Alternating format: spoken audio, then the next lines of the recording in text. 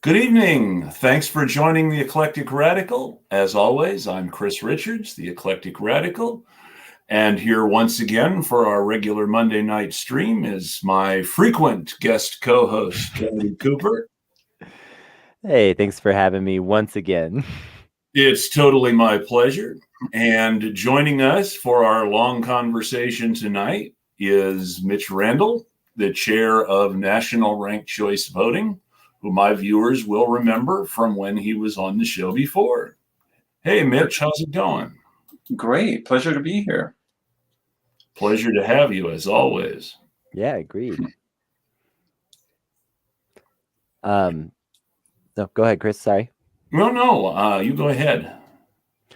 I was just going to say, Mitch, we were discussing before the show, haven't really gotten the opportunity to get to know you very well yet. So why don't you introduce yourself to everybody here and let everybody know a little bit about the org that you represent and the importance of ranked choice voting?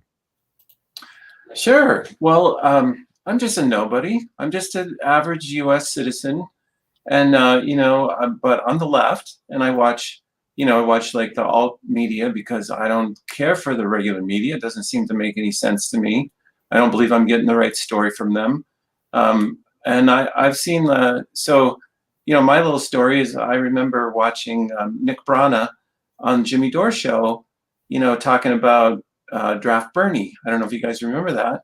I remember that. Yeah, Draft Bernie, and I was all for that. Like, I love Bernie Sanders, and I'd love to see him draft into some party, and that kind of evolved. Nick Brana started doing the People's Party, and they'd have these conversations, and they'd say, "Yeah, we need a third party." And of course, everybody knows that. Everybody knows that there's something wrong with the duopoly, and so everybody knows that we need another party.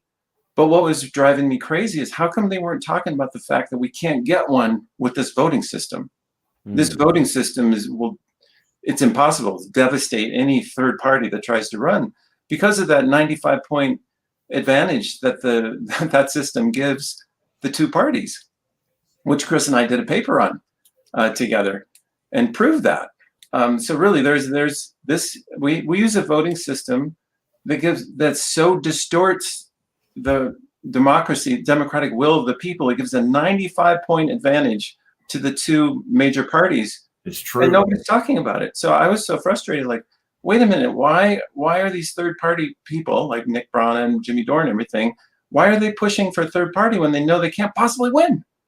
And so, evolved another year or so, or, as time went on. And finally, I was getting frustrated, like, how come I'm just some guy, I'm not even a politics guy, but I know that we can't get our system fixed if we're going to use this voting system.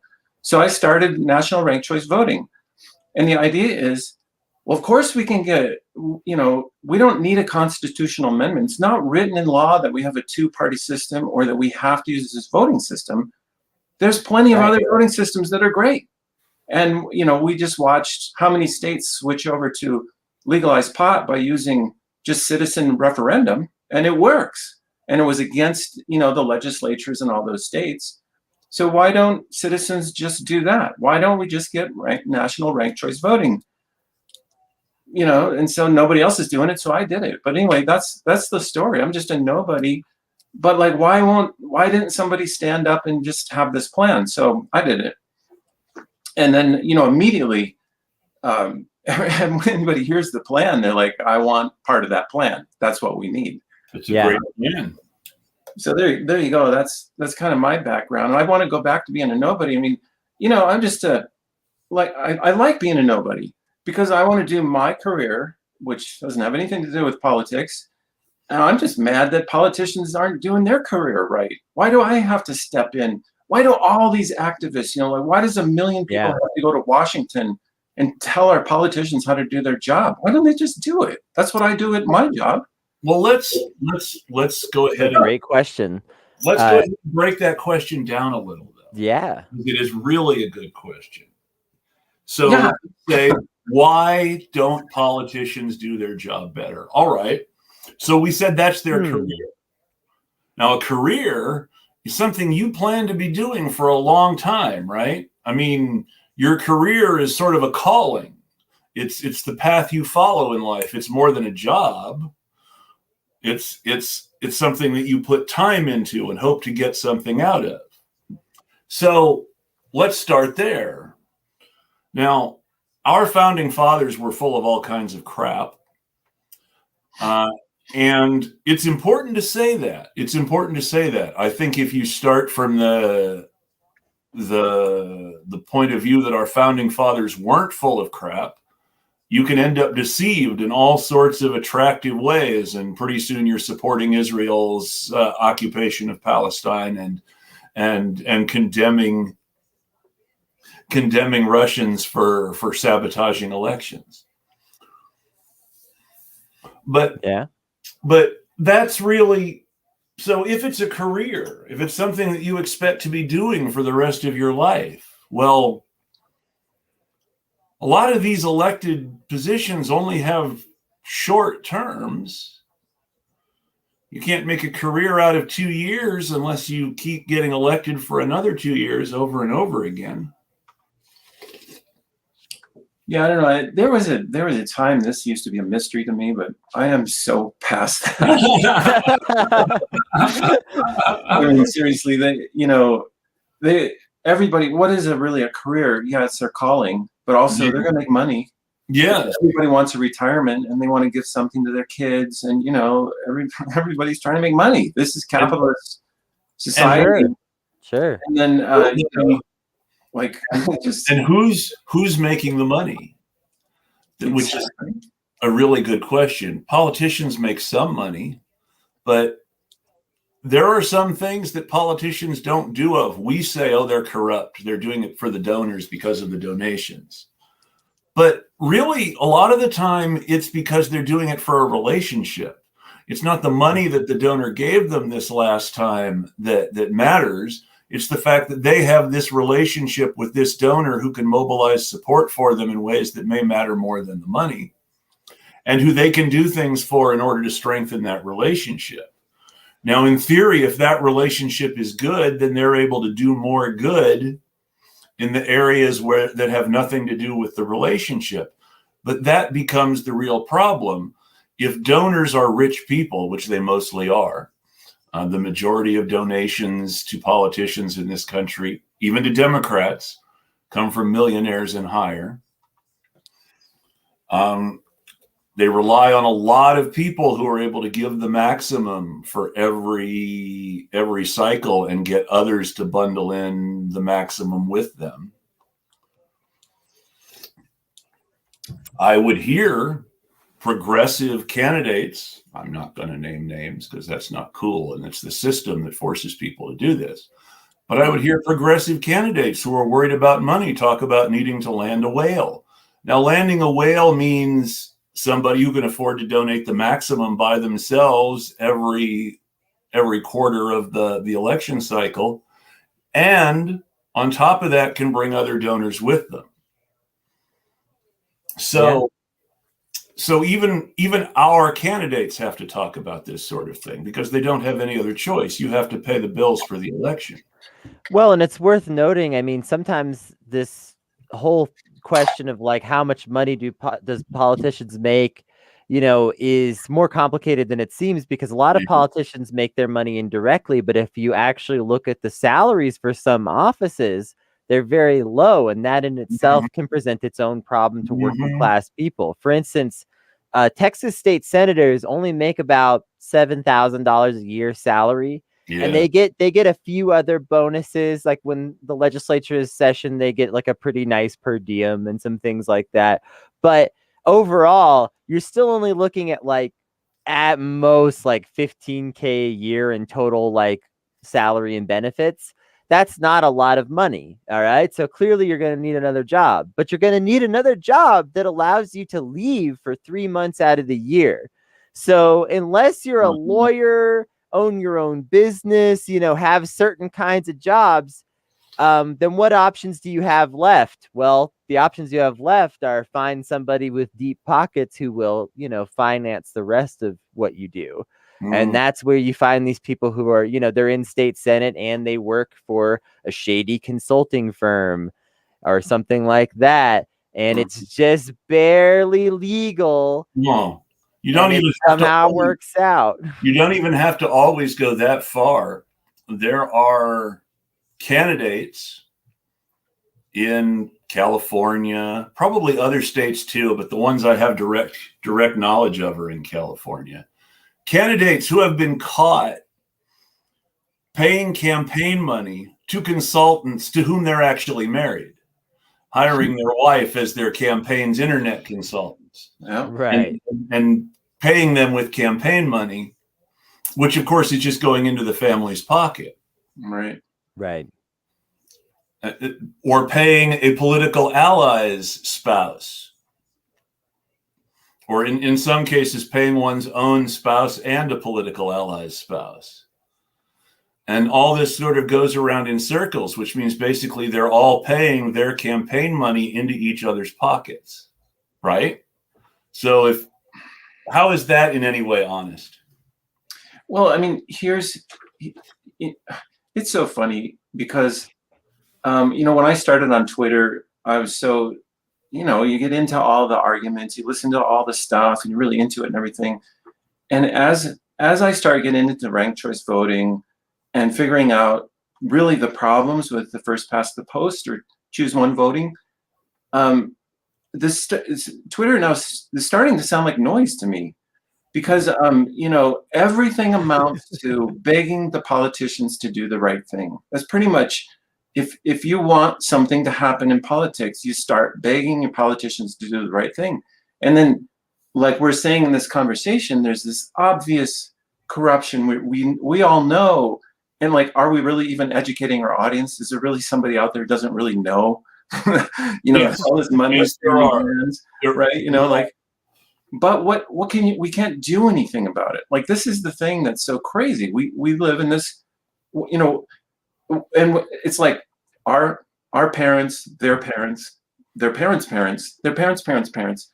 Everybody that we could possibly ever have interacted with in America has lived under this same system. Yep. Where we don't have any control over our politicians. But I mean, like, let me just for 1 second say. Like, some people are shocked at that because they think, well, I can vote for Democrat or Republican. That's right. You can vote for one of those two parties. But if you want to vote for a party that actually will do what you want, you're screwed. And neither of those two parties will ever do anything that you want. So, it's the perfect, by the way, talk about a great invention. It's the perfect invention because here's this giant elephant in the room that has no democracy. We have a voting system that has zero democracy, and no one can detect it because they think, I can vote for Republican or Democrat. I can do whatever I want. No, you can't. I'm glad. The fact that we don't have that accountability, the fact we can't vote somebody out, is why we can have a conversation like this, where we all know this obvious corruption. We're watching it, and what can we do?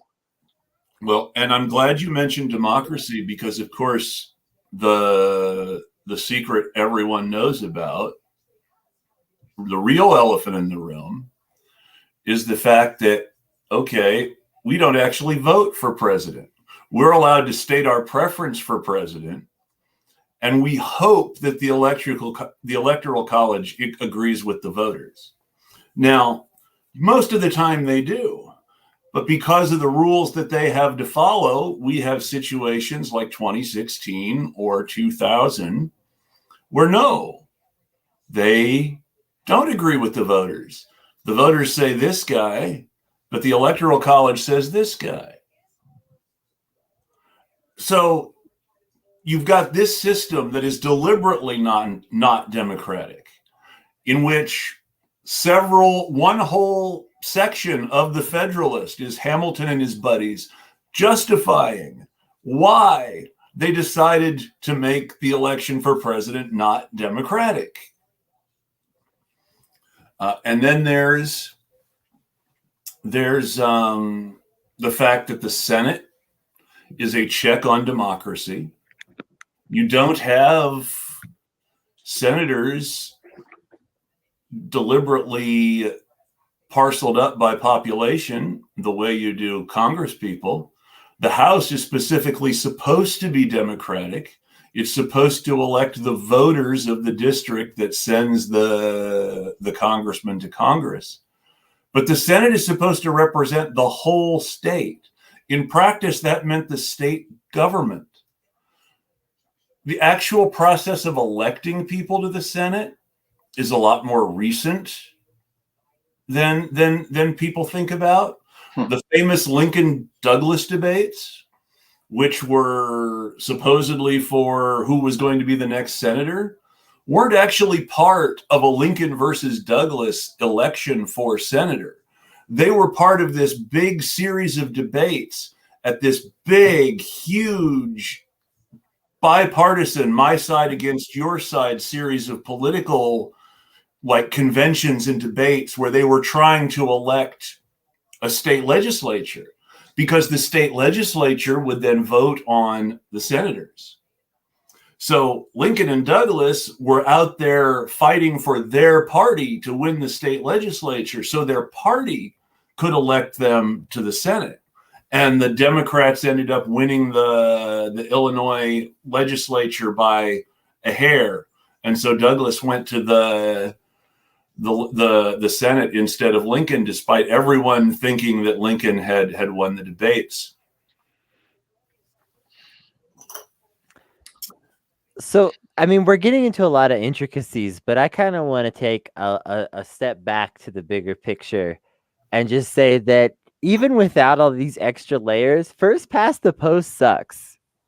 Amen. It's not a good system. Like, we could take away all this other bullshit and it would still be pretty bad because it's not a good way to represent people. And there's a lot of reasons why. We could probably spend hours just going over the many, many issues with first past the post. So let's not try to necessarily get into all of them. But well, if only I us think, British. Can I volunteer one? Yeah, go ahead. Let's throw this Mitch, out. tell us what you got. If remember Obama, I don't know if you remember, but Obama was on stage and he was like vote shaming. This is like, I can't remember, 2012 or so. It was back there. And he said, if you don't like your congressman, vote him out. And he was vote shaming. He was telling everybody you're stupid because you're not voting right.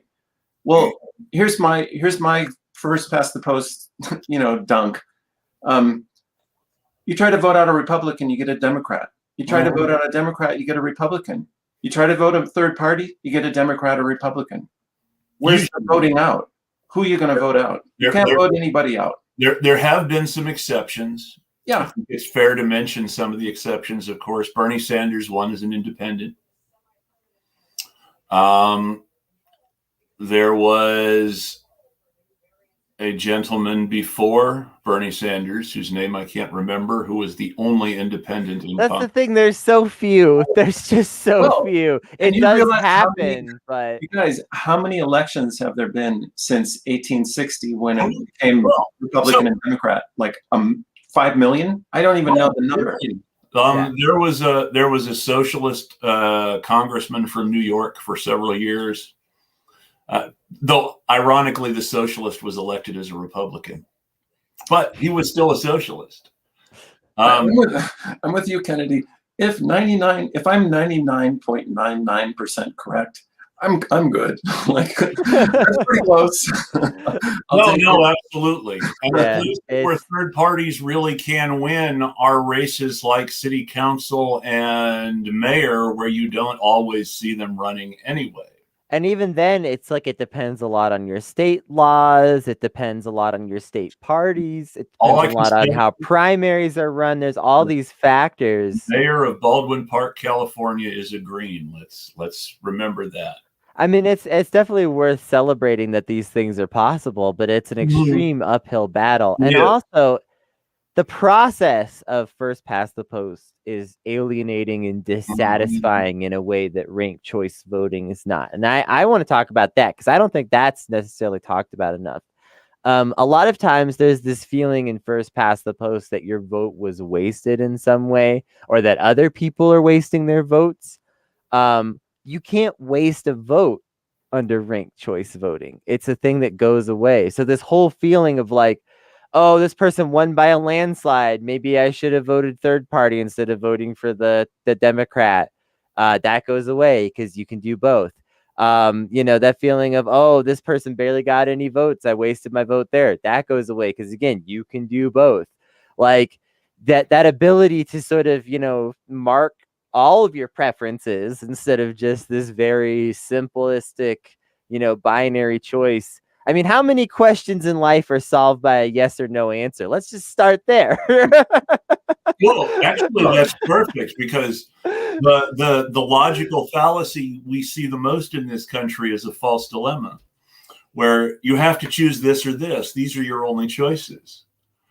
And that is a logical fallacy. There's almost no situation where you really have only two choices, except our political system. Well, do you want to hear a dumb thing? Before I really got into politics, I thought that's weird. There's like 10 important issues.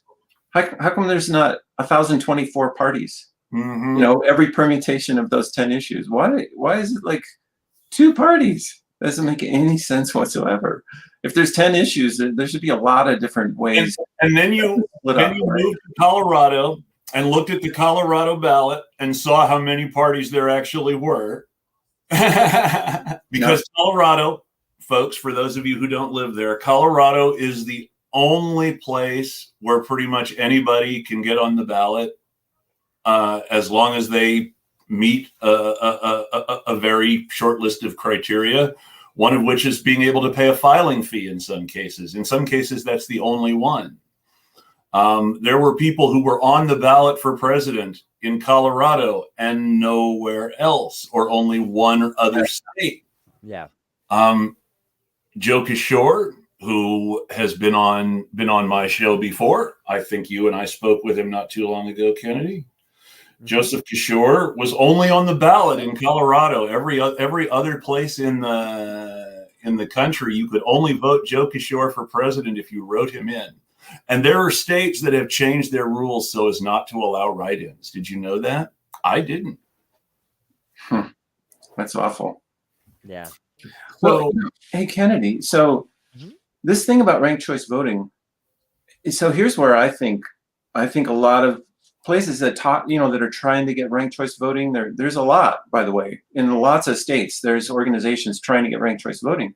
In my opinion, I think where they have fallen short is by talking about the great things about ranked choice voting. I think what's really missing is, because that makes it like, this is a want to have. I want to have that. I want to have those nice things. Right. But what they I think are missing is they don't talk about the problems with first past the post. And they're devastating. They're not just like little bitty problems. They're completely terrible. Like, for example, for one thing, you can't tell the difference between liking your candidate or hating the other. They're the same. Yeah. Binary.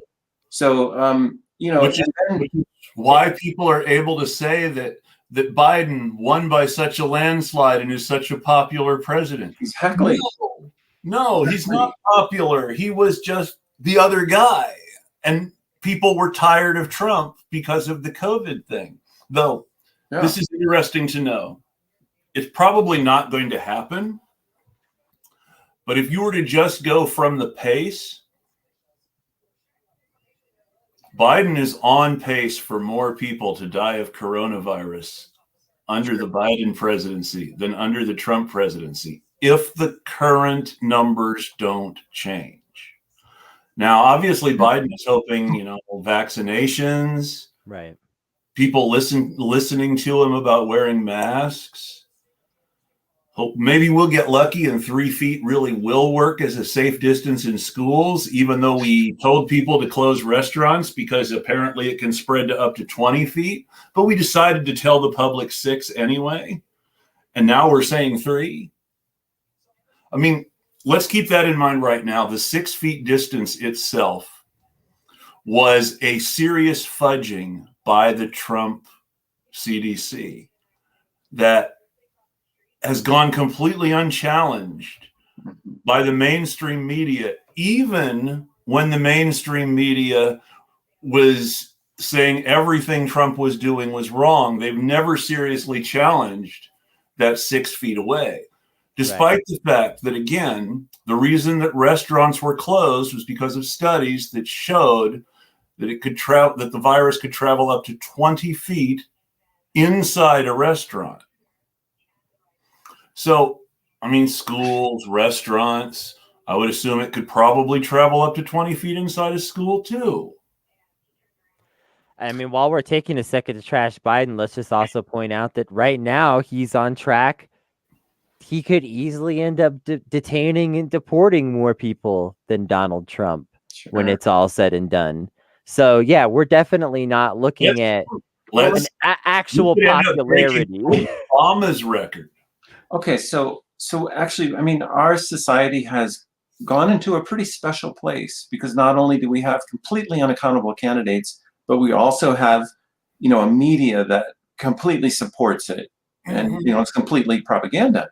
The question is, but where the media ignores people, the media ignores people who don't vote, and the media plays in to this fake idea that we're so polarized between 50% Democrat and 50% Republican. Right. And we're ignoring this like 40% of the people who don't vote.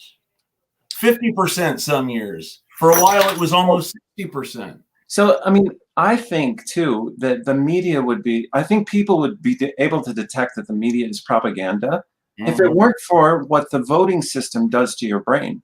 Because the voting system forces you that if you reveal some kind of deficiency with your candidate, you're actually propping up the other candidate, which is just unacceptable to everybody, right? So nobody, when you buy into this way this system works, you buy into this polarization that makes you become like completely deceive your own senses about these candidates. Like, no, Joe Biden didn't have any credible rape accusations. That's all garbage. People will say that. Even his strongest defender on Twitter could only say that he had a whole lot more raping to do to catch up with Trump. Thank you, Pam Keith of Florida. But I mean, there we go. Like, if you want to start talking, if you want to really get into what's wrong with first past the post, it's not just when you're at the ballot box making a check mark. It's a whole psychological, sociological. It has impenetrated, or whatever the word is, like permeated. It's permeated through everything, even at the water cooler. Everywhere you go, you have been distorted. Your mind has been distorted. If you put down Biden, you are propping up Trump. So you can't put down Biden. If we had national ranked choice voting, that whole game goes out the window because you just say, no. You see, there are 10 people on this ballot, and I get to rank all of them if I want to. Yep. And even if I only rank 5 or 6, that's still going to cover my bases pretty well. Right. Yeah, it's a totally different game. Even if you don't change the number of parties, it changes the game. Or even if you do, because here's the thing, where you have multiple parties and you still have first past the post, a lot of times you don't actually see a huge benefit of having 3 or 4 or 10 or 20 parties. Because again, you're still forced to make these singular choices. And so you have to think, I've got to vote tactically. I've got to vote strategically. How are people in my neighborhood voting? Can I be a part of an effective voting block? But if you're just doing ranked choice, then you just rank the people in the order that you like them, and you're done. It's a totally different thing suddenly. All of that weird, I mean, this is kind of what you're getting at, I think, to an extent. All that weird psychological stuff goes away. The argument that makes me most mad about ranked choice vote, it's so hard. How are you going to explain it to people? Have you ever been on the internet and seen that every single person out there knows how to do a top 10 list? Exactly. People love ranking stuff. They have this ranked choice thing perfected. There are websites dedicated to making tier lists. They perform no other function. People go to them just to do this. A geek magazine which covers the comic book industry. I hate it when Wizard magazine, which is an industry magazine for comic books, puts out top 100 lists and top 10 lists and top 50 lists every chance it gets.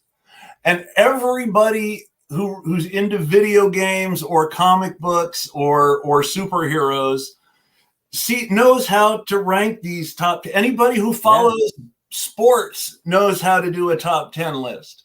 Anybody who's into wrestling knows how to rank their favorite 5 or 6 wrestlers. This is not hard stuff. Isn't that? I think that's called a red herring, right? Where they make up something that's a red herring is something that's not actually related to the debate in any way. A red herring. That's kind of what I'm talking about. This is all lie. You make up something. It's a lie.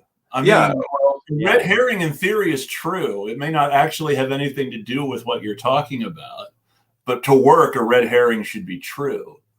But this is just a lie, and a bad lie. Yeah. Kennedy, you said something that I hear rarely said, but you said, like, you were talking about that strategy. It's like, how do I get into this voting block that makes it effective? First past the post is a consensus system. In other words, your vote doesn't matter unless you find one of those blocks. And that's key to the whole thing. And before I understood how, all these like details about how it works, or, the subtleties of it, I used to think, oh, that's weird. People just, they listen to a poll and then that helps them decide who to vote for because they vote for who's most popular. Now that's so weird. You should vote for who's got the right policy, right? But no, it's actually necessary. And then this thing that happened, I have to tell you guys this thing that happened with Biden, where they suddenly said, when he was running against Bernie, they said he's more electable. That drove me nuts because I know there's no such thing as more electable. That's not a thing. That's just a word. Cool. It has no meaning and no one can define it. No one knows what it means. What they meant was, I can tell you what it means. Consensus candidate. If we all jump on him, we have our block that we're looking for. Well, what electable means. Okay. Be really, really, really blunt about politics when I say it too. But what electable means is this is a white guy who's been in politics a while, and we believe that we can get people to vote for him based on experience and name recognition, and it doesn't really matter what he's running on. Now, that's exactly what it means. But here's the problem. Their theory of electability is broken. Their theory of electability is based on this idea that safe candidates win. Except even in their system, it's not necessarily true that safe candidates win. Whoever people are angry at loses. And if people are angrier at their Democratic senator, hi, Doug Jones, than they are at the president, then their Democratic senator is going to get replaced by a dumb ex-football coach who likes QAnon. And if they don't like the president, but they think Rick Scott's okay, they're going to reelect Rick Scott, but vote for Joe Biden for president anyway. Right. By the way, I'm going to throw something on there to agree with you in a weird way. But when you invest in stocks, this is how it used to be before stocks were just a joke. But anyway, when you invest in stocks, what you're supposed to do is invest in something that you would buy. But people tend to try to invest in things they think other people will buy. Right. But they tell you, like, make sure it's something you would buy. That's the biggest mistake. But in politics, they do exactly the opposite. They say, vote for somebody that you think other people will vote for. And that's really the worst part about it, is they've built a system that basically tells you who to vote for based on these very, very controlled polls. Because how often were people saying during a primary, that poll can't possibly be right? or results in some cases, that result can't possibly be right. Like, right. how did Joe Biden win every single county in Michigan? Seriously. Yep. It doesn't make sense to me. Every county? Really? Yeah. But I think also this first past the post system, it really encourages a lot of attempts at movement building to kind of tear itself apart, which I think is perfectly intentional. Because a minor disagreement turns into something a lot bigger when it's always these binary Yep. huge stakes. And I'm going to say this from the point of view of the politicians, of course, not from us as people living with the consequences of their actions. But so in the 1960s, the Democratic Party made the biggest mistake it ever made.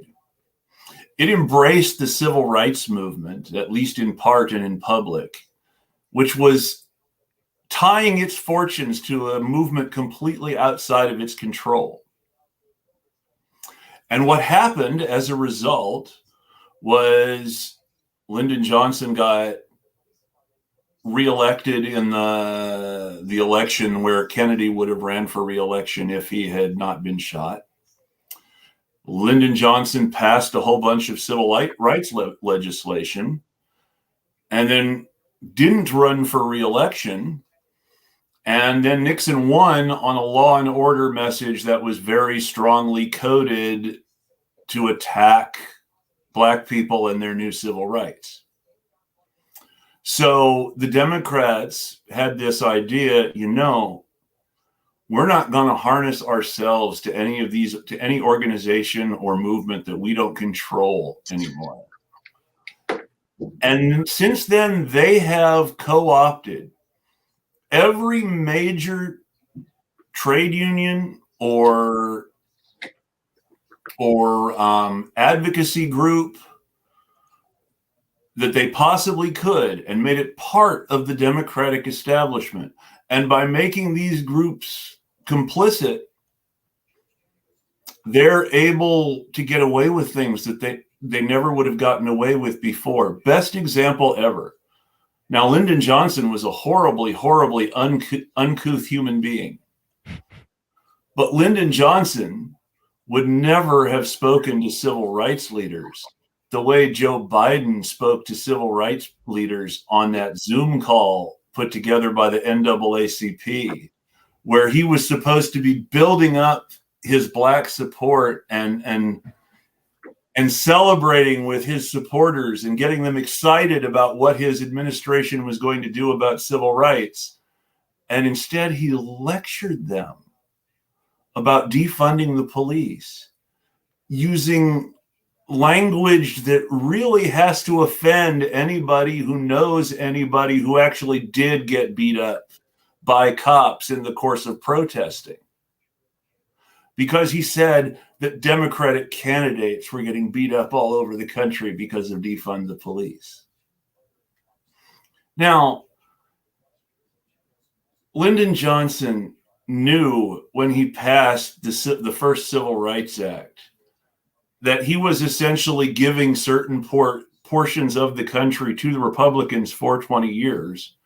And he did it anyway because the people pushing him to do it were not under his control and there were going to be consequences of some kind if he didn't listen to them.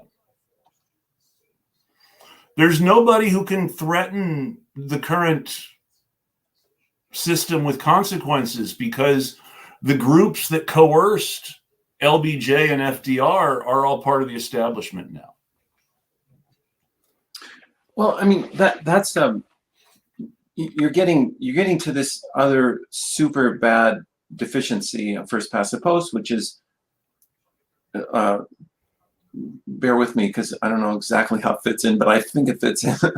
But no one can run. No one of any decent stature will ever run a third party against the Democrats and Republicans because they know for sure they're going to lose. And so everyone who is trying to get some kind of progress has got to somehow capitulate to one of the two parties. Mm-hmm. And so it's this thing where they know they're shut out. Everybody understands how it works. We've seen enough elections, 160 years worth of elections to see that If you're not in the Democrat and Republican Party, and you're done. we have examples, and I've talked about and tweeted about some of these examples. We know that the Democratic Party totally failed to show up for George McGovern after nominating him. We know that the Democratic Party chose Hubert Humphrey over Eugene McCarthy, even though Hubert Humphrey didn't participate in, let alone win, a single primary anywhere in the country. And Eugene McCarthy had come in second in the New Hampshire primary, which made him the effective winner since LBJ had dropped out of the race after the New Hampshire primary. And he had won the Oregon primary. He lost the California primary to RFK. If RFK hadn't been shot and had won New York, which was a fairly good chance, he would have been the guy who got gypped by Hubert Humphrey at the convention, most likely, instead of Eugene McCarthy, because they didn't go with the guy who won the primaries. They went with a guy who didn't even run in the primaries. Well, can I just say this? Did you guys ever see that movie about I think it was, I can't remember the name of it, but anyway, it was about that actually around us are a bunch of aliens, but you can't see them unless you put on those glasses. And you put on those glasses, and then you see all those like skeleton-looking people. They live with Roddy Piper. They live. That's it. That's exactly the one. Okay, so I feel that way about voting systems.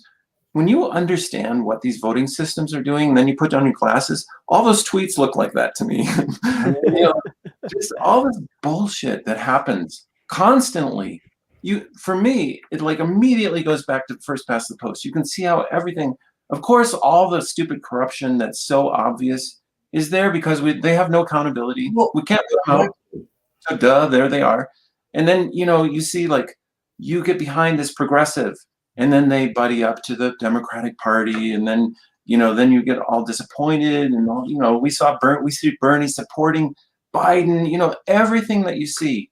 We all know, when you put on those glasses, it's like, oh my God, he did that because we all know that. I mean, that's just how this system works. This voting system forces everybody into the worst decisions, gives us the worst possible candidates that we can't ever vote out. And it just goes on and on. Like, well, I'm going to point out something else it does. Yeah. It allows people to make plans in very undemocratic ways. I'm not just talking about, who wins, but I'm also talking about policy. So we have first past the post voting. We know it's going to be either the Democrat or the Republican. And we know that it's probably going to be the Democrat this time around, simply because we think it's one of those election cycles where there's no possible way that the guy who's there can win. So we know we're going to be able to put through the policy we want. So in 2016,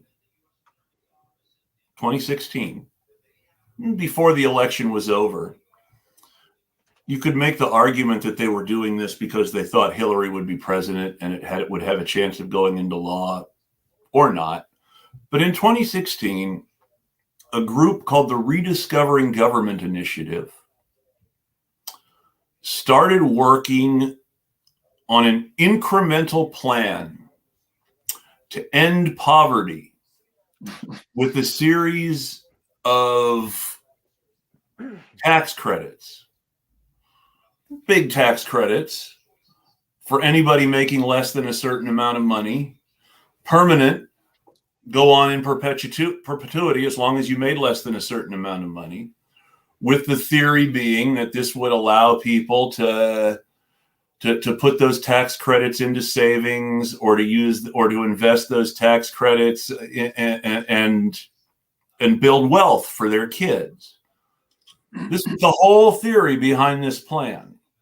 Now, in 2018, this is important because who's going to, in 2018 that you're looking at who's going to be running for president in 2020.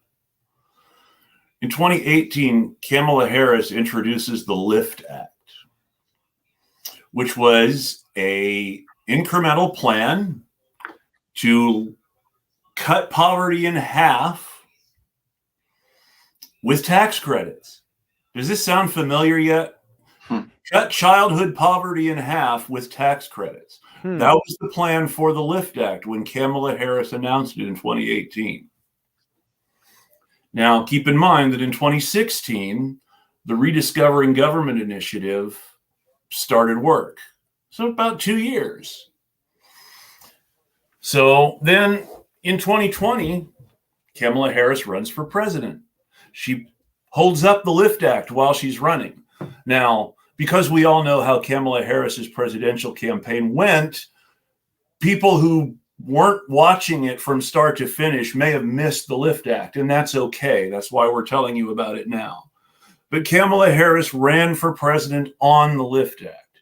The LIFT Act was what she meant when she told someone that she supported reparations. She didn't mean that she literally supported giving checks to people. She meant the LIFT Act, which was part of her next line, in fact. Yes, I support reparations, but, and then she goes on to talk about what she wants to do. And so that it was very cleverly introduced, but if you missed it, you missed it. We're telling you about it now. So anyway, so she has to drop out. Nobody's talking about the LIFT Act anymore. It's all about Bernie's big plans. Biden wins the nomination. Biden wins the White House. Kamala Harris becomes his running mate after he wins the nomination. And when he puts together his COVID plan, his American Rescue Plan, it's got a plan to reduce childhood poverty by 50% with tax credits. Now, the tax credits in the American Rescue Plan are about half the size of the LIFT Act tax credits. So it's got to get smaller every time. Doesn't that actually mean now you're only cutting childhood poverty by a quarter instead of by half? Yeah. Because you've cut the grant in half. Also, they're not permanent in the American Rescue Plan. They're permanent in the LIFT Act. Right. It's for this year, with 9 months, depending on when they start. They were supposed to start by May. If they really start by May, that's approximately 9 months. So the idea that that's really going to cut childhood poverty in half is ridiculous, even if you accept that our poverty numbers are correct, which they're not. They're broken. Them being broken is its own show, practically. But suffice it to say, they are broken. And because of the way that they are broken, we have at least 2 or 3 times the amount of poor people that the government says we do. And none of those people who have more money than the government says poor people have is actually counted in the first place. And then the tax credits were cut in half.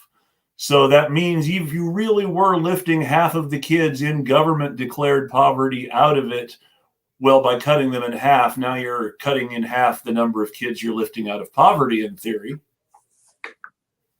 So it's just but they're able to plan this in advance. Yeah. Make it smaller when it actually goes into effect. Well, and nobody's getting a real say in that process. I mean, you hear these when you're growing up hearing about somebody got to say. Well, and it's very important who got to say. The guy who got to say was a man named Bernard Schwartz. Yeah. Bernard Schwartz endowed the Rediscovering Government Initiative at the Century Foundation. Now, if you remember news stories about a Wall Street donor named Bernard Schwartz, hosting Stop Bernie meetings with Nancy Pelosi, Kamala Harris, and Pete Buttigieg, and you ask me, is that the same Bernard Schwartz? Then my reply is, yeah, that's the same dude. Yeah. So, well, there's always somebody with money that got their way. The guy who hosted the Stop Bernie meetings is the guy who decided what help people would get in the American Rescue Plan. Think about that. So I want to talk about accountability and like the idea that of what things are supposed to be like and how they could kind of be, but how that doesn't really work for a second. Because when we talk about things like this, there's this idea, this fiction that we're sold, that, you know, I could come up with an idea for a bill, and I could get some people together, and we get some help, and we write the bill, and we get some signatures, and we, talk to our legislators, and the bill gets passed. Theoretically, this is kind of true, but it doesn't really work that way. And that's what we see with a lot of this accountability stuff, is that it's theoretically kind of true, but it doesn't really work that way. And a lot of these systems are designed to prevent it in these ways that aren't obvious. So it's true. You and your friends have a think tank. But that's the thing. Okay, so theoretically, you could get together with some people, and you could get a large enough group of people in your community that you could have a group that legislators were forced to listen to. Yes. And this is theoretically possible, and it can be effective if you're able to do it. First past the post is one of the things that makes this impossible. I'd like to cite as just a little example, the Texas Senate race. In that race, you had two progressive candidates that kind of split the vote. And a lot of people said, hey, these two progressives kind of split the vote. And as many arguments as we could make about how many things kind of got weird with that, and whether or not one of them was a real progressive or not, etc. And by the way, if you're going to say that Sima Hernandez wasn't the real progressive, I might fight you on Twitter. But that's aside. But here's the thing. This is true to the extent that a lot of people that relatively agreed on issues were divided between these two candidates by a system that forces you to make those kind of binary choices. And that those people, as a result, there are coalitions that now they can't build because there was fighting. There was infighting between groups, between, different activist groups and organizations. They were fighting over which of these candidates do we support. And now some of these orgs have real bitterness towards each other over the 2020 Senate election. And those people are less able to leverage against their legislators because they're less united. Let me also point out, I'm sure he has fans. I apologize to his fans for shattering your illusions like this. Deliberately fostering that division among progressives in the Texas Senate race is one of the reasons Sean King is bad. Yeah. I'm going to jump in here too with exactly what you're saying, Kennedy, and jump on that, because the amount of division that comes from first past the post is just off the charts.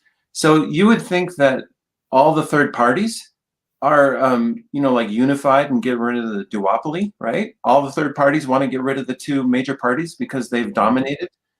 Well, guess what? Those parties hate each other because they're going to split each other's vote. And let me this is a thing that people don't, here's the bottom line, right? Let's say you have 100 votes, 100 pennies, okay? And they all represent a vote, and they're all on the table here, okay?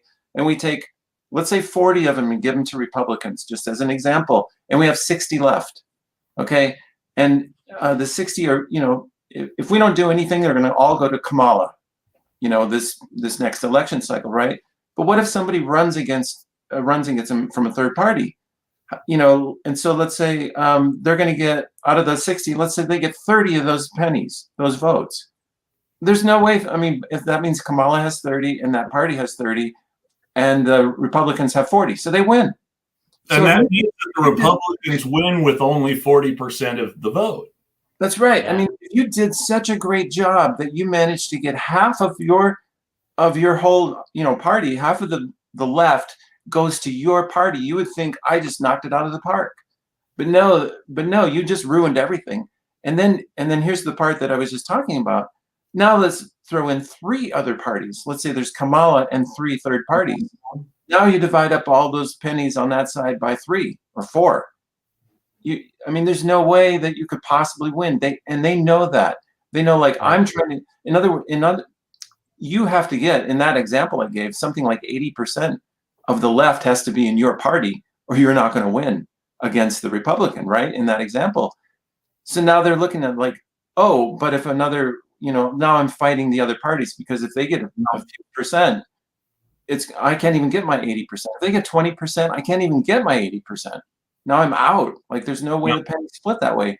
For So those, there's vote splitting on the left between those parties, and they hate each other. And I've seen it. Like, I'm not even in politics, but I've seen it. Like, it was this kind of calculation, exactly this kind of calculation by the leadership of the old Socialist Party of America, not the current one that nominated Howie Hawkins along with the Green Party, but the old Socialist Party of America, Deb's party, Norman Thomas's party, the old Socialist Party of America. So its leadership made the same calculation that Mitch is laying out. And they said, we can't win. right. The only thing that we can ever do is guarantee that the Democrats will lose. That's right. That's their only leverage. That's their only leverage. It's a terrorist threat. That's their only leverage. And again, this is tearing people apart that would otherwise agree and work together. That's right. You can make whatever criticisms. I'll cite the Texas Senate race again. You can make whatever criticisms you want of Cristina Tzintzún Ramirez, but at the end of the day,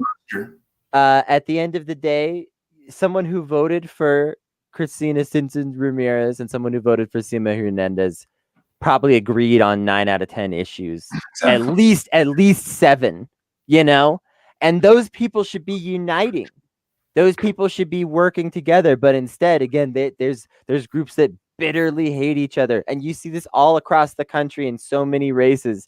These people end up bitterly hating each other. That, again, if you were to make them sit down and say, forget about these candidates and all this stuff that made you hate each other, let's just talk the issues, fill out this survey of the issues, they're going to answer at least 7 out of 10 policy questions the same way, which you can't say if you sit them down next to a Republican. So theoretically, these people should be united, but the system helps tear them apart and keep them apart. I gotta throw this out to you guys, because when I found this out, I was pissed. So, I was already mad because Democrats and Republicans, they decided to give us this system which has all the stuff we're talking about, and they know it. They know how much it sucks, but obviously it gives them a huge advantage. So they made it worse. They know they made it worse. They passed the law that gave us the Federal Election Commission. Now the federal. Listen to this. I got to tell you this, okay? So I was already mad just because they did that. Just that, to me, is complete disqualification. They made us use a non-democratic system for 160 years, because just so they could stay in office, knowing it's not democratic. But here's the thing that got me. I found out that Hitler won with a plurality, right? He didn't get anywhere near not even a plurality. So here's what you have to remember about the way this all works. Let me just get the punchline, okay, and then you can tell me those details, because we all know it sucked, right? It wasn't like he was the most popular guy, but he won. Well, guess what happened after World War II? Is our Democrats and Republicans stepped in, because they're in power. They stepped in and they forced Germany to change their system to something like ranked choice voting, because it used to be plurality, the same thing that we're forced to use. So Democrats and Republicans would not wish this on their worst enemy. I mean, literally, they made their worst enemy change to a different system. But it's fine if they stick us with it for 160 years. Yeah. I mean, to me, this is completely. They literally saw it as a way to. I just have to point this out. They literally saw it as a way to prevent fascism. Yeah. We have to do something about the fascist problem. Right. We're rebuilding Germany to try to prevent fascism from happening there again. Right. And let's do ranked choice voting. Japan is another good example where we enforced all sorts of remarkably left-wing ideas into the Japanese constitution. Right. Yep. That's none of which we have ever passed as law in this country or even take seriously. But we forced the Japanese to not limit their political parties to 2 or 3. Yeah. We forced the Japanese to use a proportional voting system in their parliamentary elections that would guarantee that any party with a basic percentage of the vote would have at least one person in parliament. Oh yeah. And so all this stuff that was enforced in Japan and Germany that we don't even think of, that was never even thought of being added to our system. Why? Because the people in charge in our system are quite happy staying there. That's right. Yeah. I mean, guys, we gotta get the word out. This is complete bullshit. We're using a system that sucks so bad. And like, how many people know that? And I listened to those, I listened to, remember Elizabeth Warren for the Massachusetts when they were trying to get ranked choice voting? Yes. She said, ranked choice voting strengthens democracy.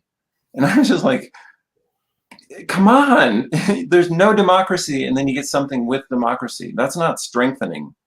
How about ranked choice voting brings democracy? We do not have democracy now. And people need to be aware of that. We need to pass out those glasses, so everybody can put them on and go, holy smoke. You need to be handing out literature on the street in some cases. Yeah, it drives me nuts. So because I'm wearing those glasses, because I see this, it just blows my mind that people will get into these little details in Twitter or whatever when they're complaining, and they're not looking at the biggest thing that's right in everybody's face. To me, by the way, it's so crazy because remember leading up to this last election, everybody going through these crazy mental machinations to try to justify what they're going to do, and people like apologizing that they might vote third party, and there's all this stuff, not realizing that all of that torment comes from first past the post. None of it is there with ranked choice voting. I would like to say for the point it out. I would like to say for the record, I felt no torment whatsoever about not voting for either Biden or Trump, and I'm not ashamed to say it. Yeah, I'm there too. But you saw it on Twitter, right? I know exactly what you mean. Yep. Yeah. Yep. But yet nobody brings it up and says, hey, wait, there's something wrong here. Nobody says that. It's like, are you kidding me? It's the biggest thing that could ever be wrong. We have no democracy, but nobody's screaming. So, I want to start screaming, and everybody should start screaming. This is nuts. In fact, I would say we can't afford to have another election with first past the post. We can't afford it. That's where we are. This is No, and I really agree with you. From starting in 2016, arguably starting in 2000, but at least since 2016, every election without national ranked choice voting has been one election too many without national ranked choice voting. Well, like Chris, you know so much about history, but I'm again, like, I didn't want to have anything to do with politics. I'm here because I have no choice. It's ruining my life and everybody's around mine. And so we all have to get involved, even if we don't want to. Yeah. But being kind of in this whole world, I hear stuff. I hear people talk about, or you read what somebody said or a quote or something from years ago, and you realize it was the same stuff. It's not like this just happened in my life at this time in my life. This has been going on forever. And what's that one quote? Like Mark Twain said, if you're not listening to media, you're uninformed, and if you're listening to it, you're misinformed. Like how many decades ago did he say that? And here we are. It's exactly the same thing. Since we talked about polls, Mark Twain also said there are three kinds of lies. Yeah, that's right. Lies, damn lies, and statistics. Yep. Yep. I mean, so it's not like this just started. And, it just started for me because I started paying attention to politics as I realized that they don't know what they're doing.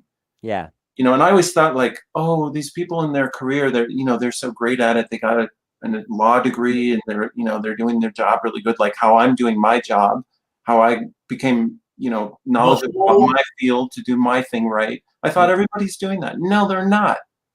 And they're screwing us. And then I find out they've been doing it for 160 years knowingly.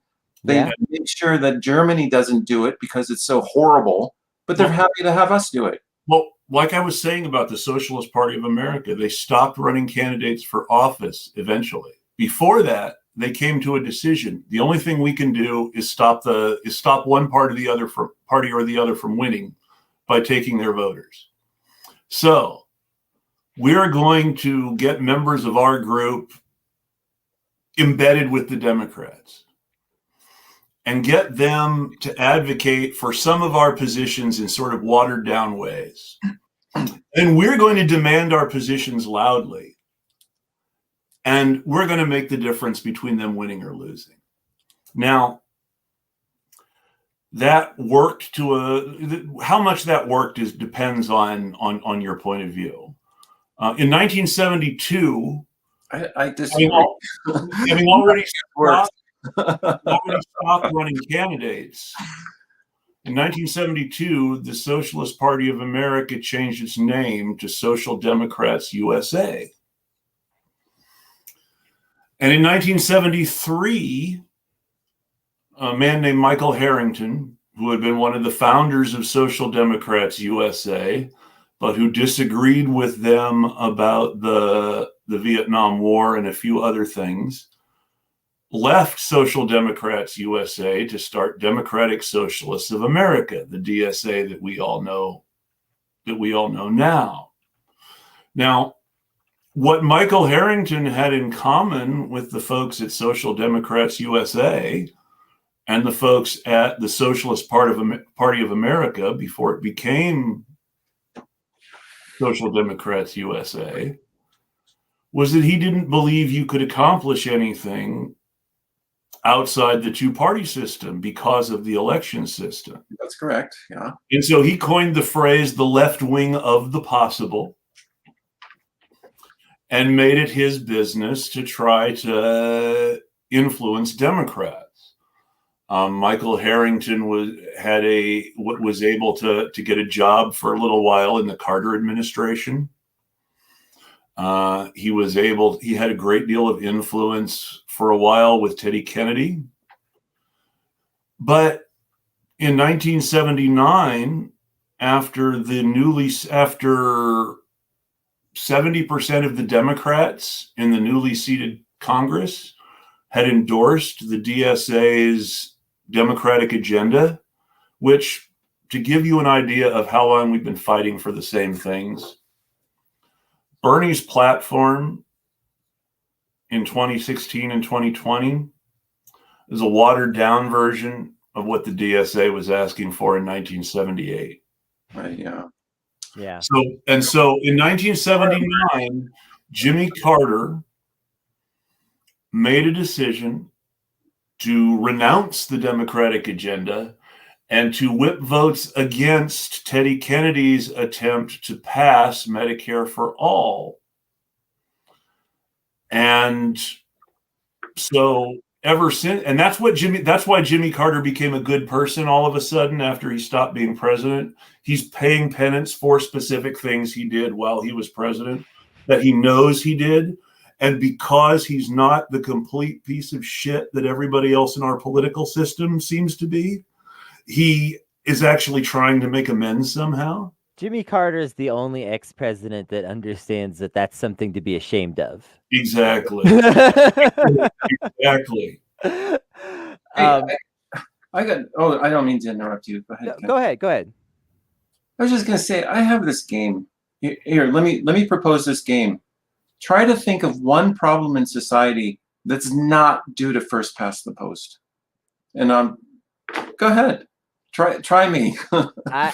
I think I can think of some, but I would like to say for the record that I think that, you know, this is immense when it comes to the problems with our political system. This is truly, there's so many things that we can link to it. I will say that while first past the post stops us from fixing it, our community policing strategies left something to be desired, even when towns in New England were run by town meetings. Remember that the Massachusetts Bay Colony was very democratic during the Salem witch trials.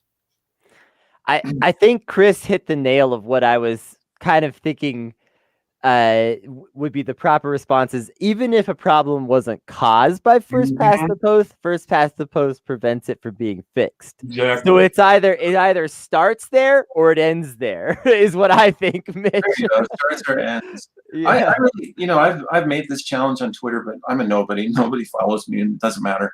But like, I really want somebody to try to tell me something that isn't due to first past the post. Well, Policing isn't due to first past the post, but, and this is an important but, first past the post stops us from fixing it. Yeah, I mean, that's kind of what I'm saying. Like, to me, it's in the same. Everything goes back to, well, why don't we fix the policing system? Well, because the politicians have no accountability, and you can't get them to do anything. Like, you can't get anybody to do anything because you can't hold them to account. That's the bottom line. I mean, and this is an onion, right? And it's got all those layers. Well, the very core of it is the politicians have no accountability. So then anything goes. They can do anything. They can everything that you just go down Twitter every single day. You look at everything that everyone's complaining about. Every single one of them is first past the post because there's no accountability. And the biggest arguments on Twitter, at least in our corner of Twitter, are do you support Democrats or not support Democrats? And getting rid of first past the post makes that argument a whole lot easier.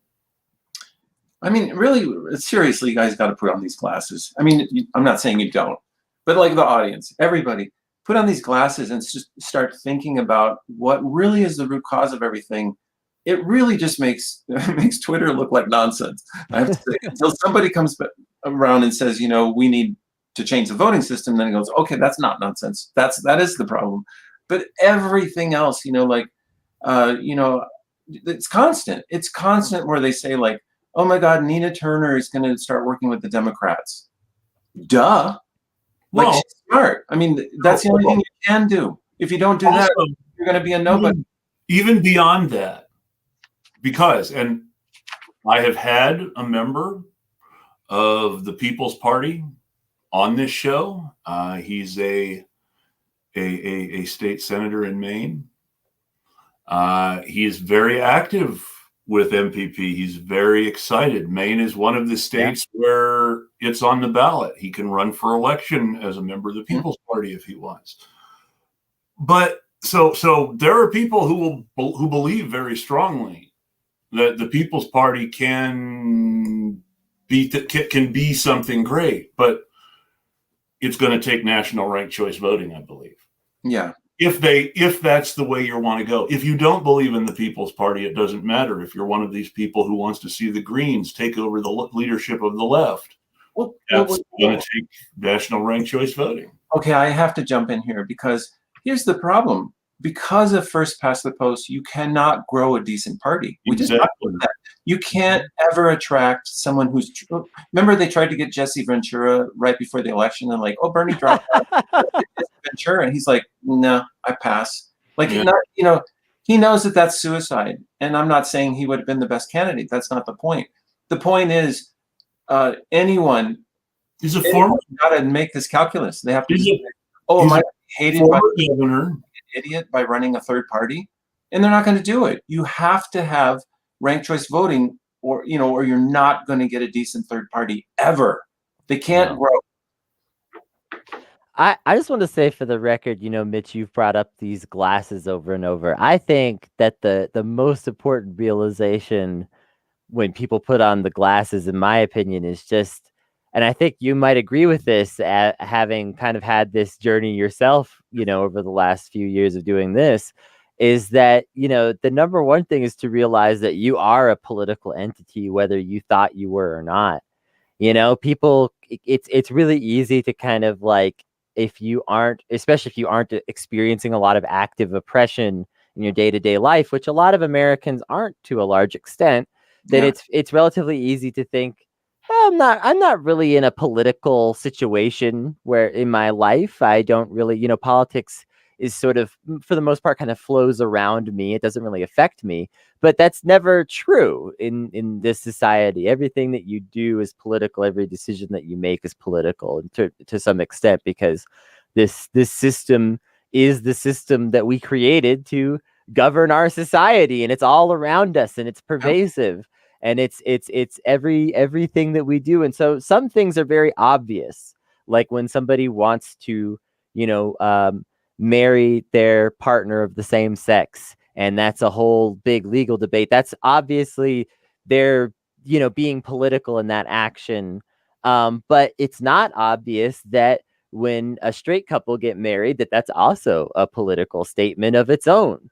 It's just one that isn't seen as subversive or, worth drawing attention to, but it still is a political, everything that we do. So I think that if we're going to talk about, please put on these glasses, please do something, just realize that, like, whether you want to be in this politics stuff or not, you are.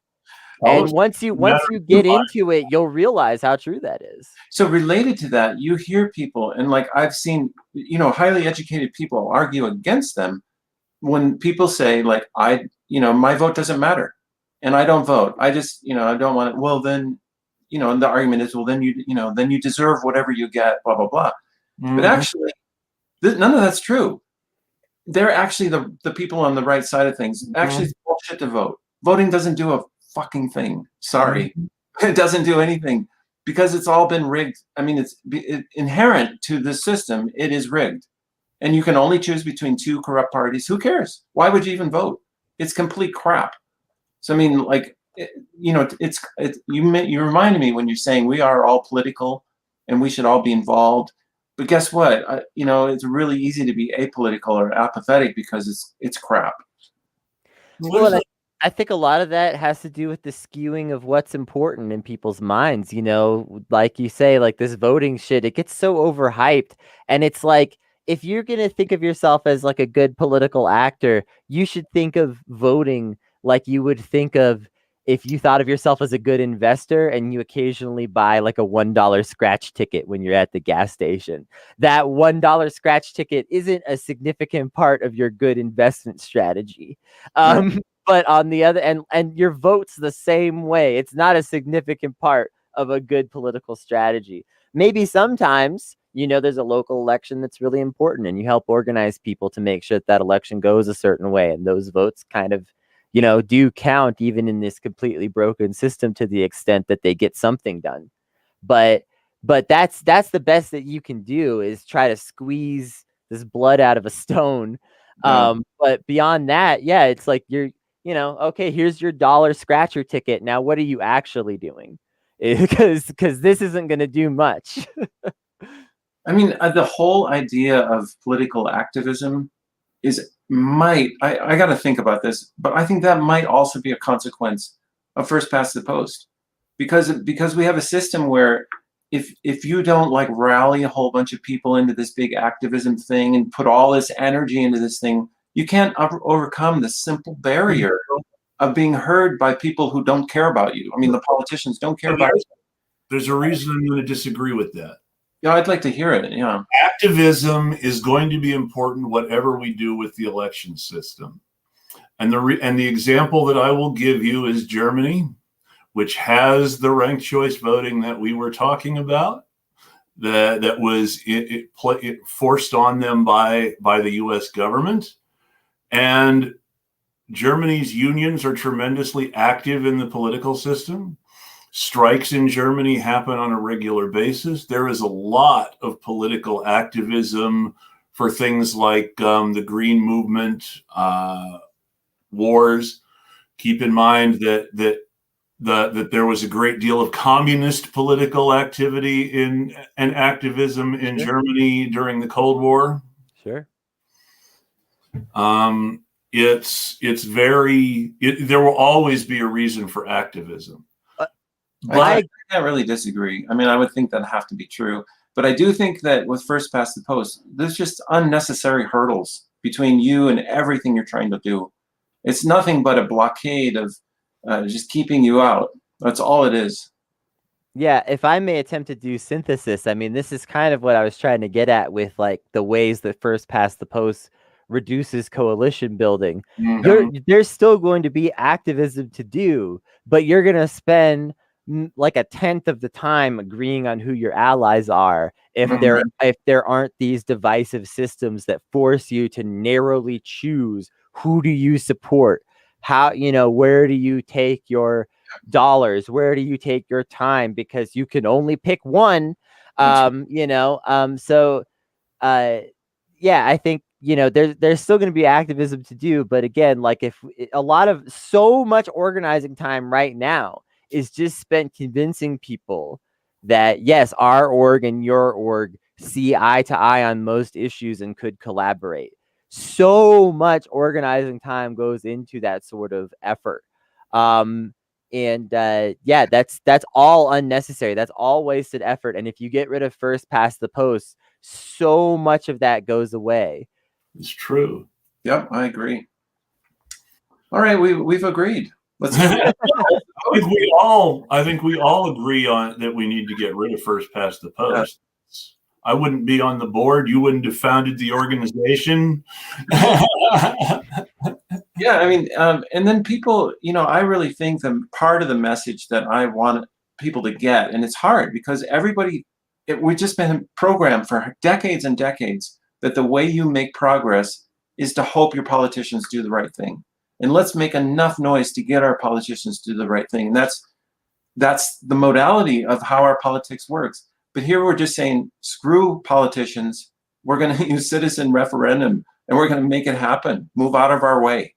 And, I really want people to understand that. That's a big part of our messaging at National Ranked Choice Voting is for people to understand this. We're not begging this to happen. And I always get Twitters back that saying, they'll never let that happen. Well, okay, try us because we're going to do it. We'll never let that happen is not a good answer. So no, it's not. And well, I think it's worth pointing out that it's already happening. First of all, there are places around the world we've already mentioned that are, using or experimenting with, and others that we haven't mentioned too. I just want to say that, with ranked choice voting, it's already something that's being thought about, not just here, but globally. And we have a few states here that are experimenting with it. Now, we could get into the success and failure of some of these experiments, and that would honestly maybe be a whole episode unto itself, because that's there's a lot of forms of ranked choice voting. It's not just one exact system, and it's not all the same all the time in the way that it's implemented. But Maine is experimenting with it. Alaska is planning to move forward with experimenting with it. New York City using it in their race for mayor. It is important to understand. Mayor of New York will be elected by ranked choice voting this next election. Well, Kennedy, a couple things I haven't talked to you a lot, so you might not know our exact plan, but our plan is very specific. We're doing this by 2022. And we're doing it by 2022 because we want to use a democratic voting system for 2024 because we don't like the oligarchy. I mean, that's really the bottom line. We don't like the oligarchy. We don't like our planet being destroyed beyond the point of no return. And to do it, we gotta get a voting system in by 2022 so that we can use it by 2024. And then the other thing that that we're very specific about with national ranked choice voting, the reason it has the word national in front of it is because we have this interstate compact. Because even if all the states were ranked choice voting, you still have the electoral college that you have to go through, which is a first past the post system in order to get the presidency. So even if all states were ranked choice voting and you didn't bother, you would end up being forced to split the vote for the presidency. So we have this interstate compact that combines the ranked choice voting states into a block, and then all their electoral delegates go together in that block. So it's a very, Right. very important part. I've heard some people talk about it, but it's a really kind of an unknown thing. Like a lot of people don't realize that's the case. That's the same sort of game changer that people, mostly Democrats, are saying that they hope the National Popular Vote Compact will be.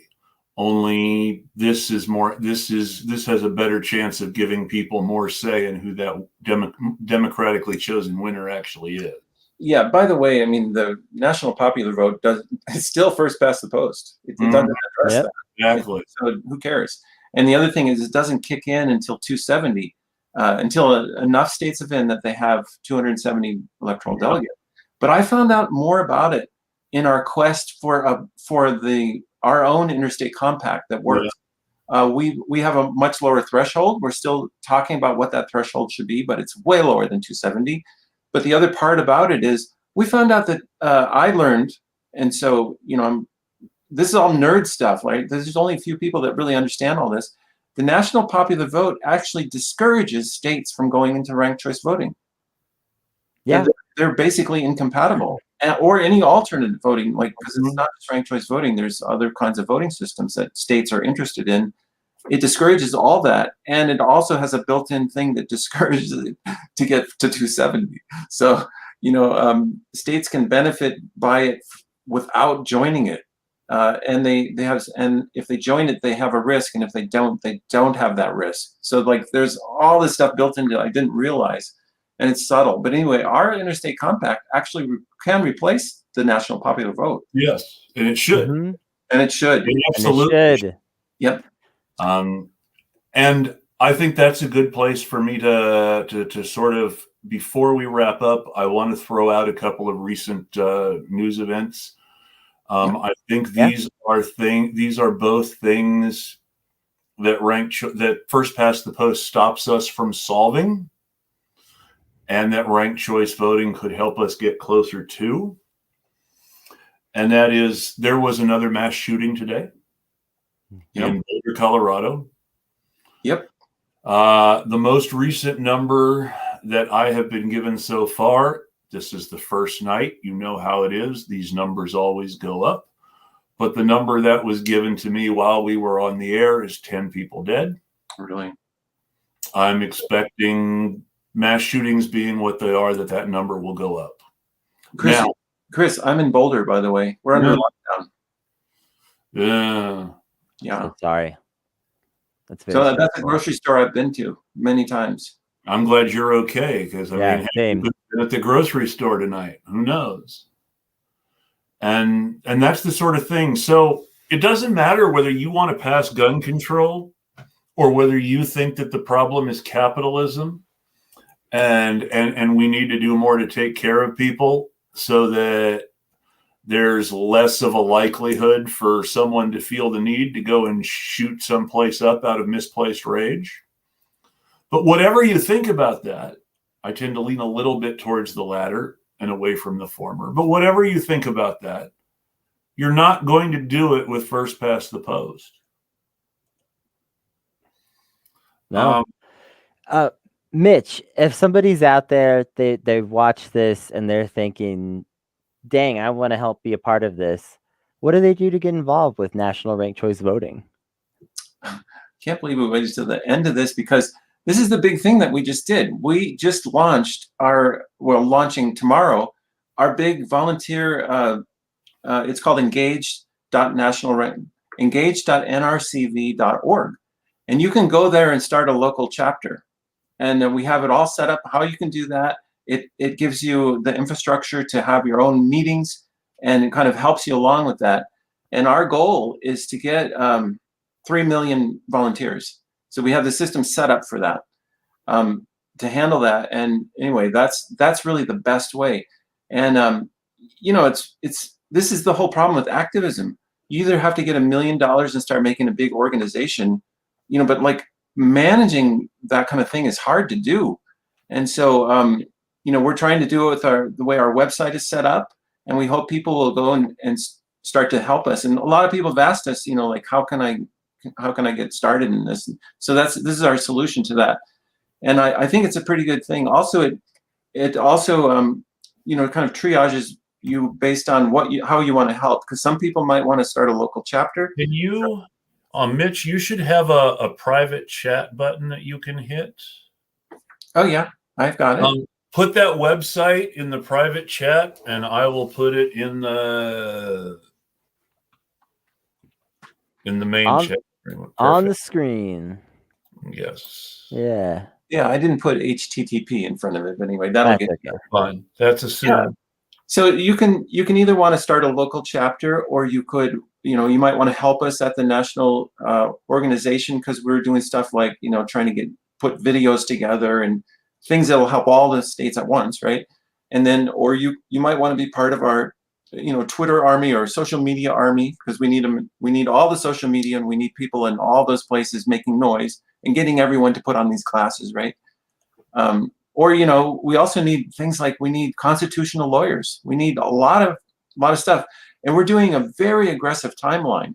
And we figure we have like maybe a year to get everything in order before actual signatures have to be taken, and so we have to build this network of volunteers. We have it organized in a tree structure, basically by zip code. So because we got to hit not just our Twitter bubbles and our Facebook bubbles, those little bubbles only include people that already think like you, but we have to include people that are going to vote, which is everybody all across the nation. So we've organized it to try to make sure we're hitting every geographic area, and that if geographic areas are left untouched, we can detect that and get more volunteers in that area. So we're doing everything we can, because we got to get those signatures. And then when the signature, that's only the very first step of the problem. The next part is everybody has to vote for it in all those states to get it to pass. And that's a lot of work and a lot of, reaching out and touching people with these concepts, and making sure they understand that it's not just I want to have ranked choice voting. Oh, wouldn't that be nice? But no, we cannot afford another election with first past the post. I agree. And I'm going to give an example of why before I close this out. This is the second news item I wanted to mention. Joe Biden has more kids in cages than Donald Trump did at his high point. Yeah, but these aren't cages, Chris. These are temporary holding areas. Temporary holding areas that happen to be cages. So let's go ahead, and because you hit upon the argument that a lot of people are making, that someone tried to make to me today on Twitter, no less. This is the most humane thing we can do under the circumstances. And right. So first, if you think putting them in jail conditions under caretakers who work for a corporation that makes its money by charging the government the most possible and paying its employees the least possible is the best way to take care of kids until they can be hooked up with the people their parents sent them to meet in the US, fuck you. I mean, I don't swear a lot on the show. It's definitely a show where I allow swearing if other people want to swear, but let's be blunt. If you accept the we're putting them in camps for humane reasons argument, or worse, you're making that argument to other people, fuck you. Because that's not cool. And it's not humane. It's never humane to put somebody in jail conditions. There is a whole movement in this country to abolish putting anyone whatsoever in jail conditions. Yeah. And our president is putting kids in jail conditions. Yeah. I just want to say about this really quickly. Speaking as someone who's lived in poverty a lot of my life, it still does. A lot of times there is this completely demeaning attitude that liberals have towards poor and disadvantaged people that that it's better to put them in a known bad situation than to leave them in the unknown. The reality is that it may not feel good to say something like it's better to have these kids on the streets than in cages. But that is the reality. That is the reality. And this sort of oppression happens to poor people all the time, where, you know, poor and unhoused and struggling people find ways to get by. And they're better off to find those ways and have their freedom than to have their freedom taken away from them. But the liberals will always take an assured, known idea that sounds more safe because we know what's happening and everything is accounted for, than to just let these people exist. We got a bunch of kids whose parents weren't accounted for. Otherwise, Joe wouldn't have had to promise to reunite the families when he was running for president. Yeah, right.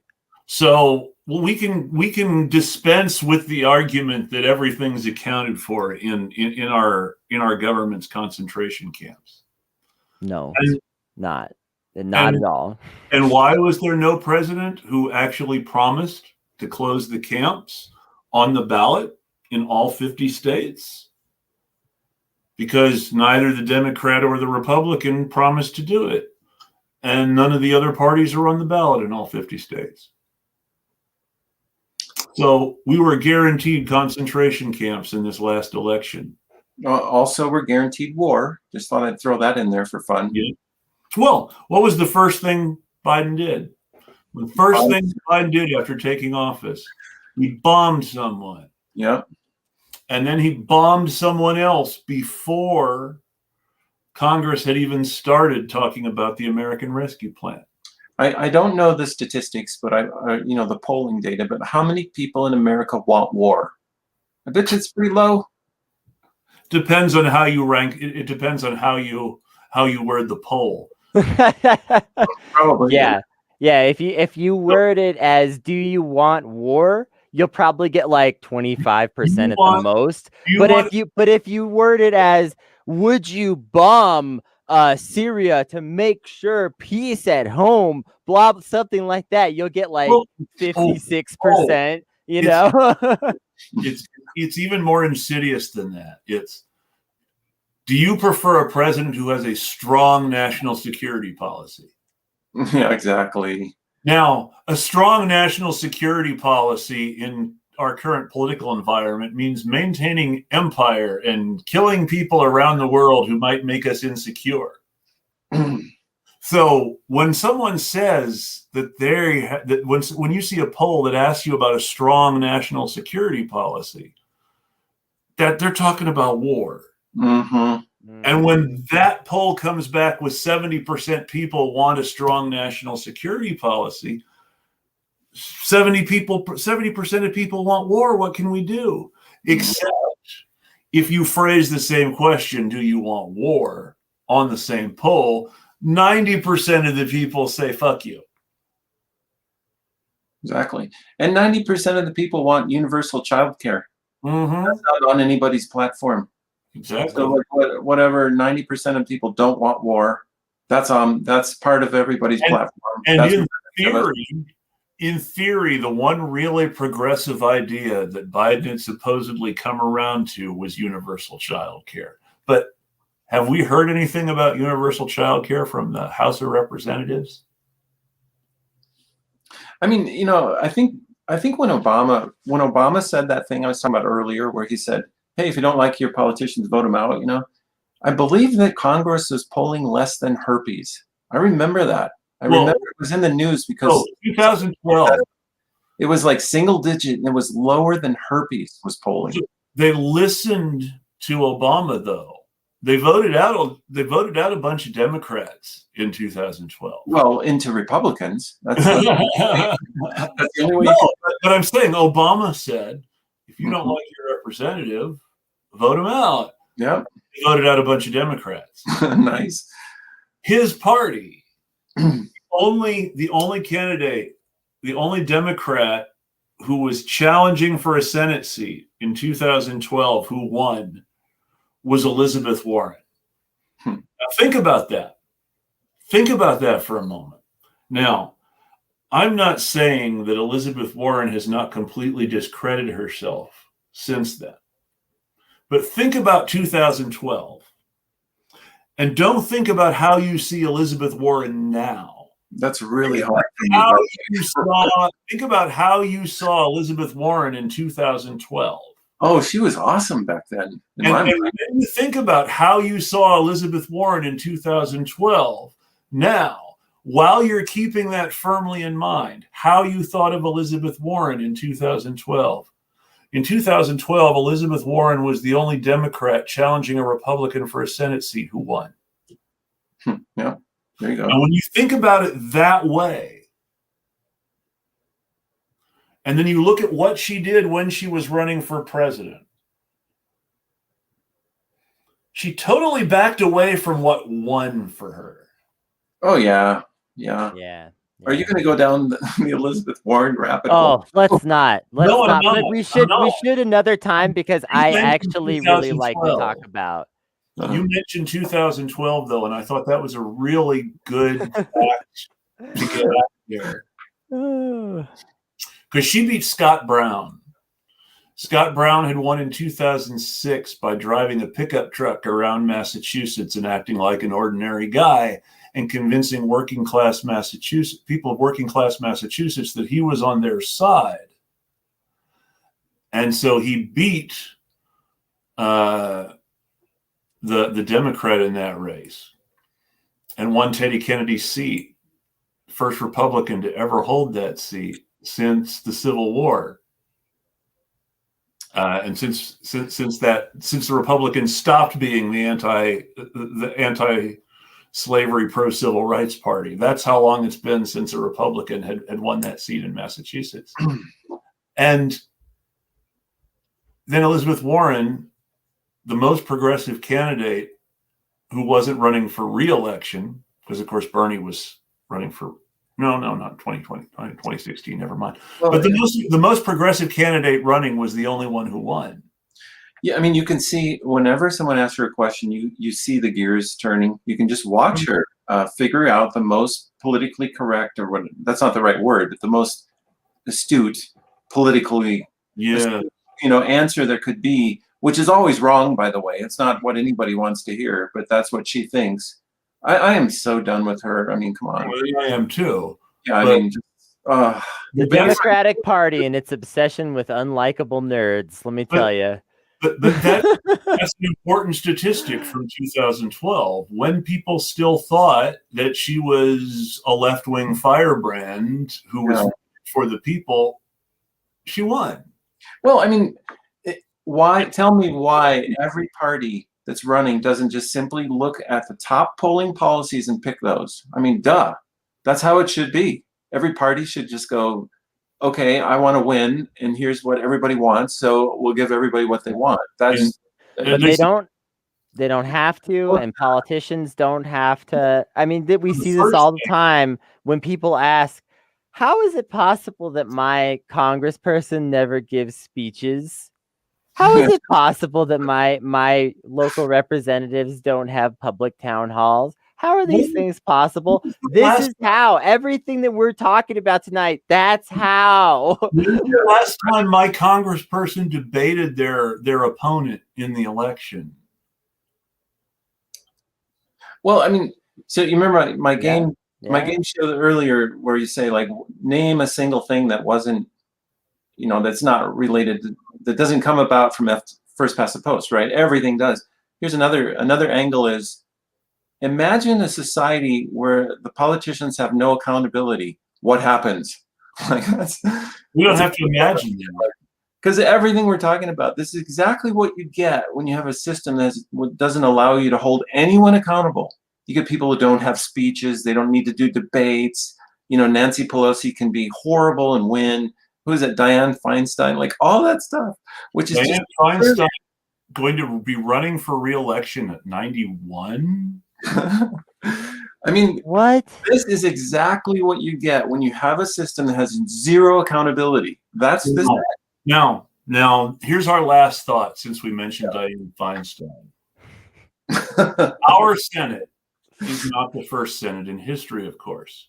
Our Senate is named after the Roman Senate. There have been other Senates named after the Roman Senate since.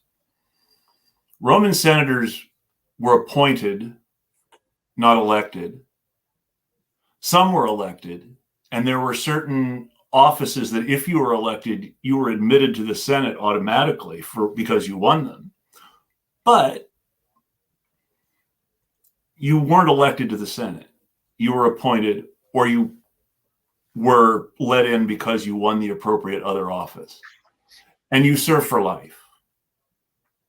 So Perfect.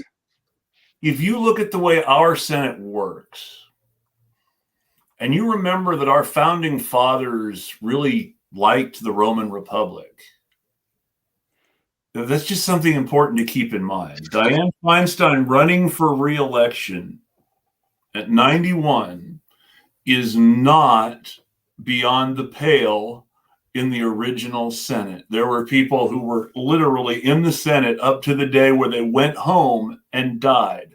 There was a famous Roman politician who gave what everyone called the best speech of his career, went home, went to sleep, and did not wake up in the morning because he died that night after the best speech of his career. So when they meant for life, unless someone retired, which was almost unheard of, and let themselves be replaced. Now, that's the sort of thing that our senators often have. Look at Dianne Feinstein. Look at the late Richard Byrd. Look at Joe Biden when he was in the Senate.